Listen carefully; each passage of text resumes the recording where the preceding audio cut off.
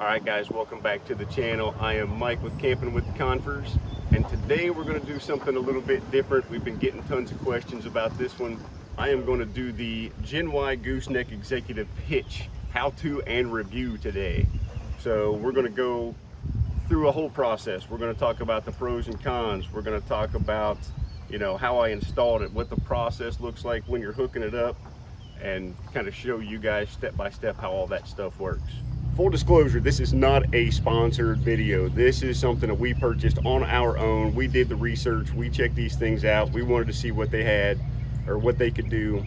I actually worked directly with GEN-Y to get this thing made. They hadn't made one yet for this pin box. It is a product that we really believe in. If you're interested in anything, go over to their website, check out GEN-Y hitches. They have everything from bumper hitches to goosenecks and fifth wheels and everything in between.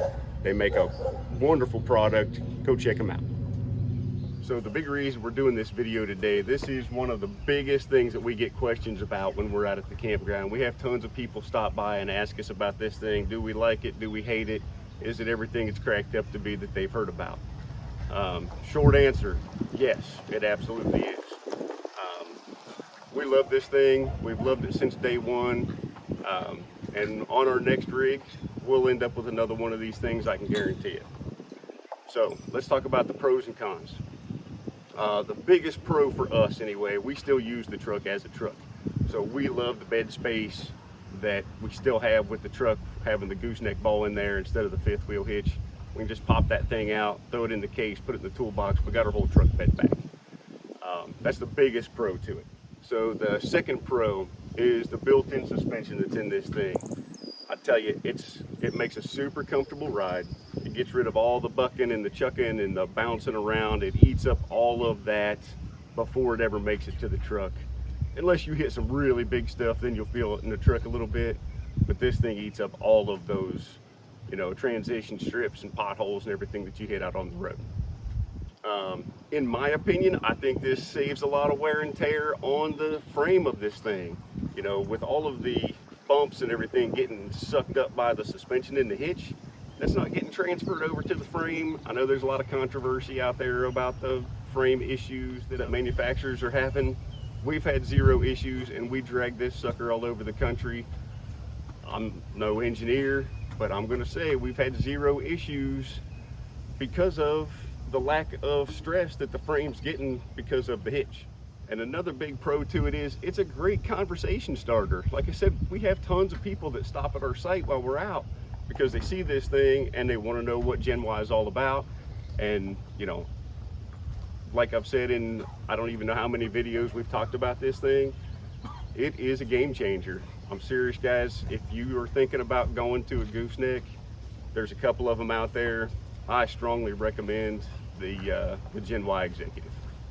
So let's talk about the cons, because there's cons to everything, right? So the cons with this thing, going from a fifth wheel to a gooseneck, the biggest con is with a fifth wheel, you just got to be pretty close when you're backing in to hook up, and it'll latch into place. With the gooseneck, you got to be pretty much spot on when you're backing in to get hooked up. And that's, the biggest con to it is you got to be a little closer than what you are with a regular fifth wheel hitch. The second con to it, which really isn't even a con, but we live in Ohio, and I'm not sure about the other states, but in Ohio, if you have a gooseneck hitch, you have to have safety chains. And that's all the cons I got for this thing. So really the one, I had to throw in a second just to try to be fair with the safety chains, but that's really it. So next, let's talk about how I installed this thing. It's a beast, it's huge. I installed it by myself, zero help from anybody. I wish I would have recorded myself doing it. So the way to install this thing, get this beast up on the tailgate of your truck. Sit it up on end, back your truck up underneath of your trailer, drop your trailer down until you get these two front bolts lined up. Put those two bolts in, just get them finger tight. Raise your trailer up. The weight of this thing will drop it down as it's coming off of the bed of your truck. So as you're raising your trailer, the tongue goes like this. which lines up your back 2 holes. Put those 2 bolts in. Then it's all lined up. Stick your other bolts in, torque it down, and you're good to go. So super easy install by yourself. The hardest part was getting the beast up into the back of the truck. You might need help with that. I don't know how much it weighs, but I remember it was heavy. So next, let's talk about the hookup process. So to hook this thing up, it's just like any other trailer, you know, 5th wheel trailer. You got to raise up the tongue of your trailer until it's high enough to clear the tailgate of your truck, right? Back your truck up, keep this thing in the center. With my truck, this part of the hitch lines up with the center headrest in the back seat. So as long as my center headrest is lined up with this, I'm gonna be pretty daggone close.